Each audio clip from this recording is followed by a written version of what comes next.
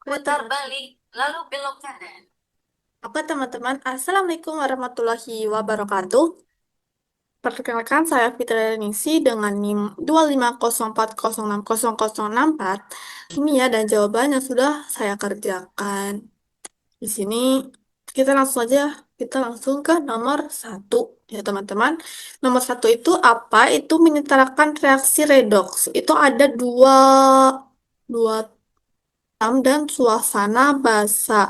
Nah, dalam suasana asam ini, itu tuh ada MnO4- plus H2CO2O4 menjadi Mn2 plus CO2, oksidasi dan reduksinya.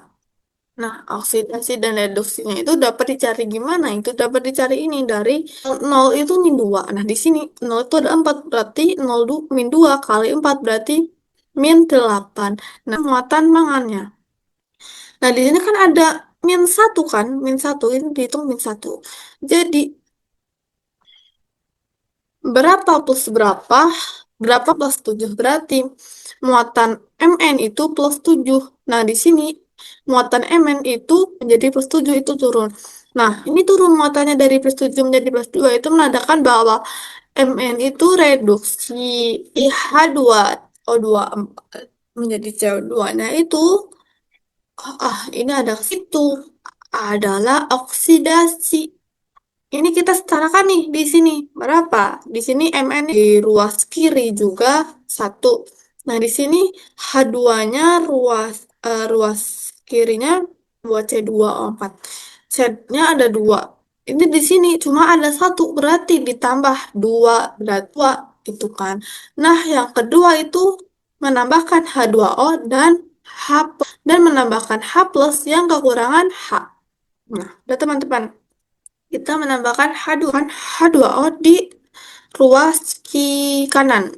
Mengapa? Karena di sini kan tidak ada O, teman-teman. Jadi di sini perlukan ditambahkan 4O, jadi 4H2O. Nah, 2O sehingga di ruas kanan itu ada penambahan H. Berapa? 8. Berarti lalu lanjut ke oksidasinya. Itu di sini kan H2C2O4 itu menghasilkan 2CO2. Nah, di sini ada itu tidak ada, jadi ditambahkan 2H plus. Nah, setelah itu kita menyamakan elektron dengan menambahkan kita bisa mengetahui itu dari muatannya, teman-teman, muatan ruas kanan Belok dan kanan menuju ruas jalan kiri. jadi Nah, ruas kan kiri itu tuh berapa muatannya? 8H plus, berarti muatannya itu plus 8. Terus ini min 1. Berarti berapa? Pada ruas kanan itu muatannya plus 2 dari mana? Dari Mn2 plus. Sedangkan H2 itu muatannya 0. Jadi, biar sehingga kan ini plus 7 ditambahkan 5 Min sehingga ruas kiri menjadi plus 2. Nah, kita lanjut ke oksidasi teman-teman. Di mana di ruas kiri itu muatannya 0. Nah, di ruas kanan itu muatannya ada plus 2. Sehingga di ruas kanan itu ditambahkan 2 emin. Nah, kita sudah mendapatkan 2 emin dari ke oksidasi ruas kiri. Di oksidasi ada 2 emin di ruas kanan. Nah, kita samakan teman-teman dengan mengalihkan redukkan 10 min plus 6H plus 2 MnO4 min menjadi 2 Mn2 plus 82 oh, 5H2C2O4 itu menghasilkan 10 CO2 plus 10H plus 10 Mn. Tinggal ini dicoret. Nah, ini 6H di sini 10H plus kan. Nah, di sini ada 16H plus, berarti ini dicoret. Ini sisa berapa? Sisa 6. Berarti 6H plus menjadi plus 2 MnO4 min plus 5H2C2O4 itu menghasilkan 2 Mn2. Jadi, dalam suasana asam dari diketahui ini itu secara penyetaraan itu menjadi ini teman. Sebenarnya teman-teman dalam suasana basah dan suasana itu asam itu caranya itu itu ada penambahan OH- di kedua sisinya. Itu untuk menetralkan H plus di sini teman-teman plus SO 3,2 min plus menjadi 2 MnO2 plus SO4 2 min. Nah, harus mencari reduksi sama oksidasinya itu sama kayak tadi, berarti kan di mana reduksinya itu MnO4 min menjadi MnSO42 min. Nah, itu tuh setelah itu menambahkan H2O dan H plus, di mana H2O kekurangan O di sini nih ditambahkan 2H2O di ruas kanan untuk menyamakan, karena di sini ada 4 maka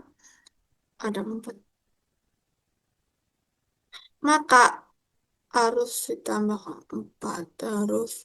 Ini menambah sama aja nih, dari langkah pertama, langkah kedua itu sama kayak dalam suasana asam. Cuma ada perbedaan itu apa? Ini dimana kan di H plus di reduksi itu ada penambahan 4 H plus, di sisinya itu ditambahkan 4 OH min, di mana ini di ruas kiri ditambahkan 4 OH min dan di ruas kanan ditambahkan 4 OH min.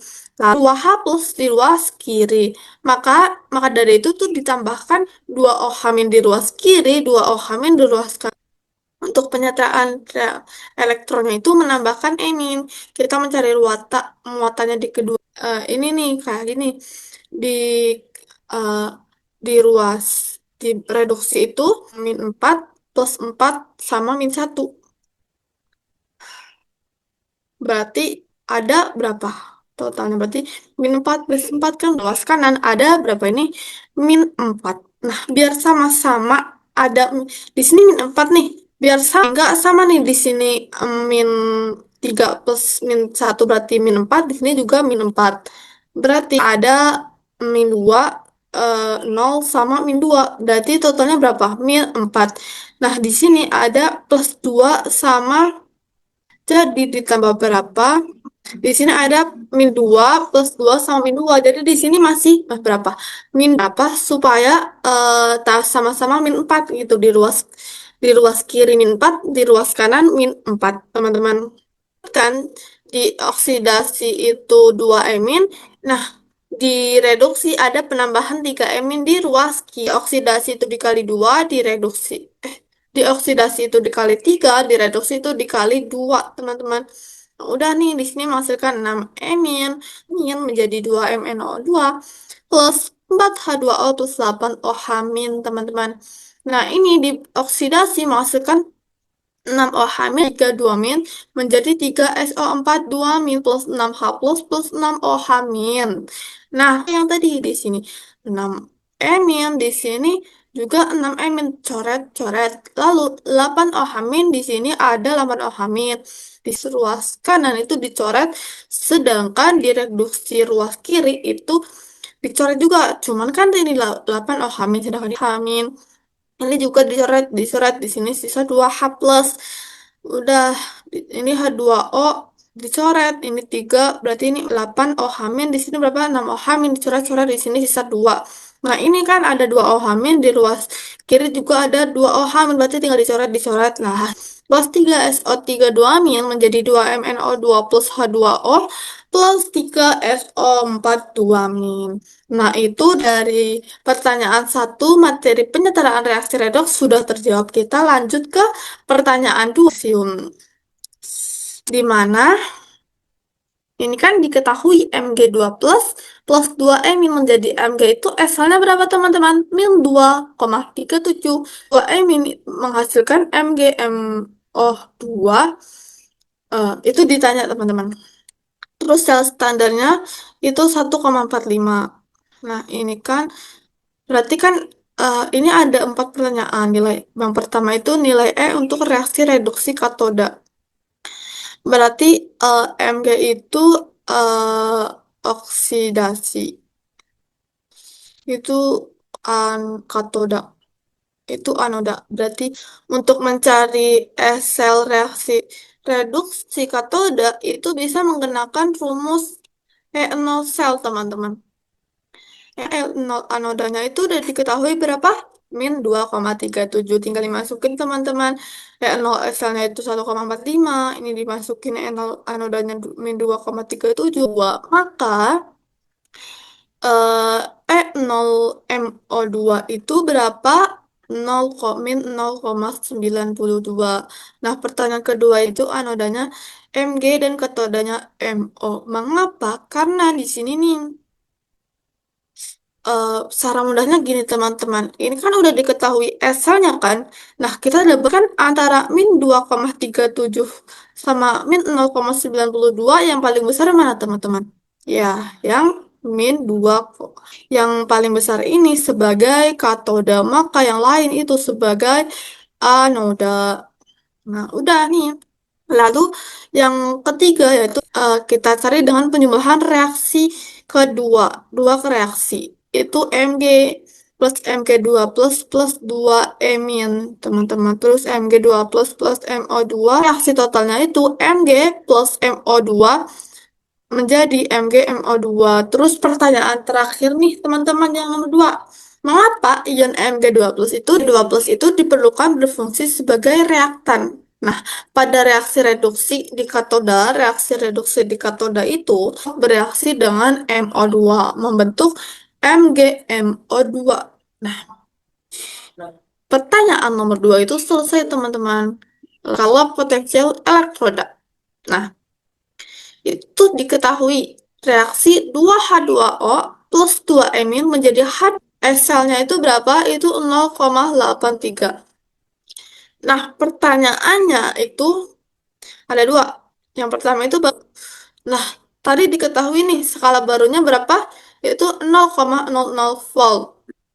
Nah, di sini nih kita dapat cari. Nah, karena potensialnya itu harus ditambah 0,83. Kenapa? Karena di sini 0, SHE-nya itu 0, min 0,83.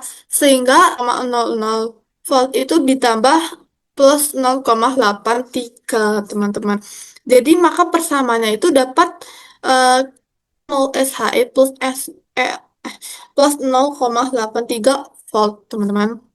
Nah, pertanyaan kedua itu plus 2 Emil menjadi CU. Itu E0 sama dengan teman.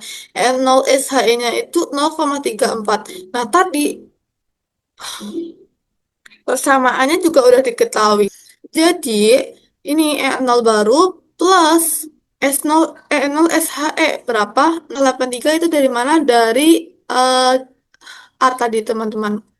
Nah, itu menghasilkan 1,17 CO2 plus itu berapa? 1,17 volt. Udah teman-teman, untuk nomor 3 kita lanjut ke nomor gram anoda. Nah, kan ini diketahui sel 1 berapa? Sel 1 itu Zn plus menjadi ZnOH2 kali plus Ni. Nah, itu S-selnya 1,50 volt, terus sel 2 menghasilkan 2 ZnO. S-selnya itu 1,65. Nah, diketahui listrik lebih besar per gram anoda. Nah, untuk mengetahui ini, maka kita harus energi listrik yang dihasilkan per gram anoda di kedua sel masing-masing sel. Nah, sel 1 tuh delta G derajat. Nah, tadi kan ada ini catatan bahwa gunakan delta G derajat itu dengan rumus min NFE derajat 5, terus HRZN-nya 65,38. Nah, itu tinggal disubstitusikan teman-teman berapa. Ini kan delta G derajatnya berapa? Min N kan. Berarti min 2 dikali 96485. Dari mana? Dari ini. F. Terus 1,50 dari mana? Karena kita mencari sel 1, sel yang sel 1, 1,50 volt. Itu menghasilkan berapa? Min 2,89455 joule per mol. Nah, udah nih. Langsung ubah menjadi per gram.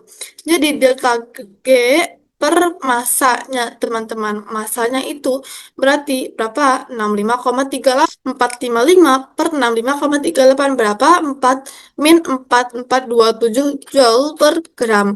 Disederhanakan, kemudian diubah menjadi kilojoule per gram. Terus mencari sel 2, mencari energi listrik per anoda itu yang sel kedua. Sama di E0-nya. E0 sih. Derajat selnya. Karena kan tadi di sel satu kan 1,50, sedangkan 0 volt. Jadi nih, tadi caranya sama. Nih, berarti kan hasil delta G derajatnya yang sel kedua tuh 318400,5. Dia 65,38. Jadi, eh, energi listrik yang dihasilkan per anoda pada sel 2 itu 48. Jadikan kilojoule itu berapa? Itu jadikan kilojoule itu 4,87, teman-teman. Nah, di sini kita tahu nih, kita bisa yang besar, lebih besar per gram anoda. Pada sel satu kan min 4,43. Nah, sel 2 itu 4, berarti sel 2 kan? Maka pertanyaan jawabannya itu jadi sel 2 menghasilkan energi listrik lebih besar per gram anoda, teman-teman. Terus lanjut nih, penentuan nuklida materinya, teman-teman. Itu ada berapa soal? Tiga. Nah, kita bahas yang pertama, itu 23592U plus 1 plus ditanya plus 210M. Nah, ini kita hitung nih ruas kiri berapa, ruas kanan berapa. Ruas kiri kan 235 plus 1 itu dari mana? Dari sini, teman-teman. Ruas kiri kan 235 plus dari di sini 137 ditambah 2 dikali 1. Itu hasilnya terus sama dengan 236. 236 dari mana? Dari ruas. Maka kita sudah mengetahui nomor masanya 97. Terus setelah kita mengetahui nomor massa, kita mencari nomor atom. Nah, nomor atomnya itu kita sama aja yang tadi, 93 plus Z sama dengan 92, teman-teman. Berarti hasilnya berapa? 39. Nah, berarti nomor atomnya 39. Kita mencari simbolnya, teman-teman. Itu dari nomor atomnya. Nomor atom 39 itu apa? Itu Y, yttrium atau Y. Simbolnya tuh Y. Berarti kan Y.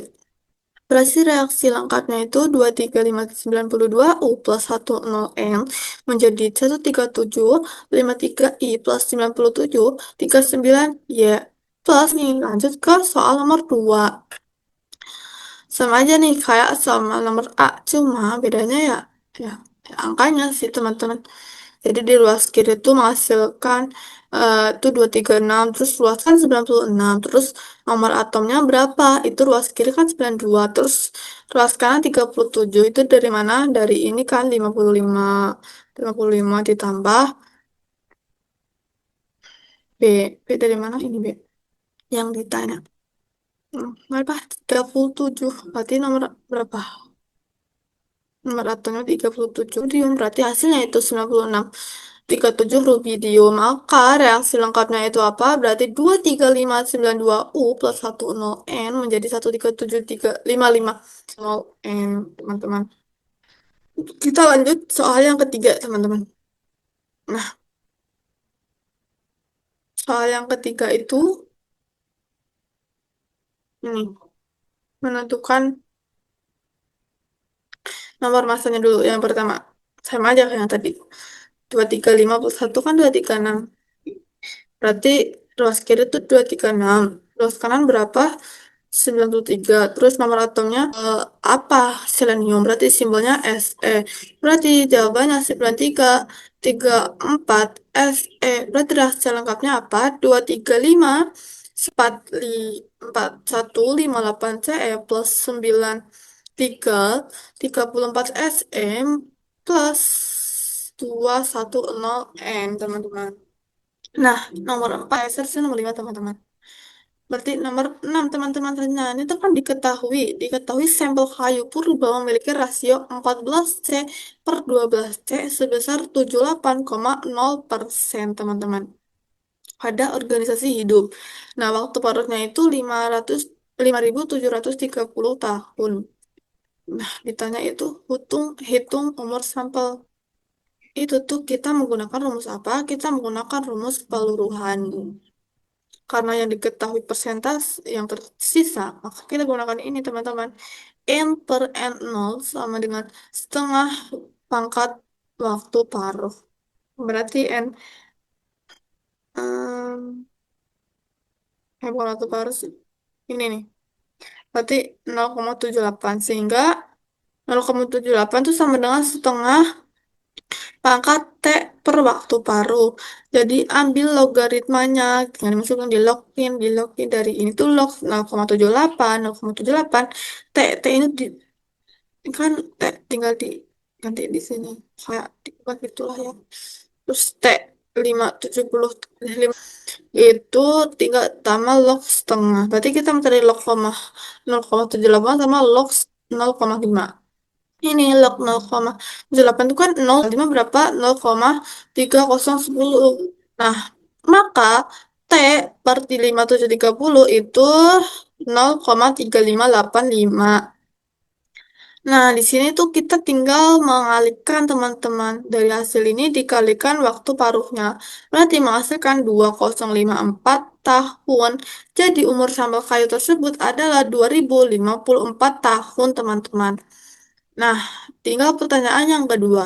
Itu tuh, jika ketidakpastian pengukuran rasio 14C per 12C itu 0,5%, apakah sampel yang berumur 2000 tahun dan 2000 kita bisa menjawab soal ini dengan mencari perubahan rasionya terlebih dahulu. Nih, untuk 2000 tahun itu kita menggunakan rumus N0.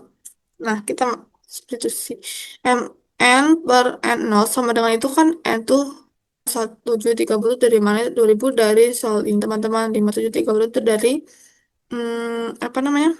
Waktu paruh itu menghasilkan 0,785. Untuk 2100 tahun sama aja. Berarti menghasilkan 0,776. Berarti selisih rasionya berapa? Itu 0,785 min 0,776. 0,9%. Nah, 0,9% itu kan lebih besar dari 0,5%. 0,5% dari mana? Dari soal ketidakpastian pengukuran. Maka kesimpulannya adalah sampel berumur 2000 dan 2100 tahun itu masih dapat dibedakan karena perbedaan rasionya yang sekitar 0,9%, di mana 0,9% itu lebih besar dari 0,5% dari ketidakpastian pengukuran. Oke, dari 6 soal sudah saya jelaskan satu persatu. Eh, Apabila ada kekurangan dan kesalahan, saya minta maaf yang sebesar-besarnya. Wassalamualaikum warahmatullahi wabarakatuh. Kamsahamnida.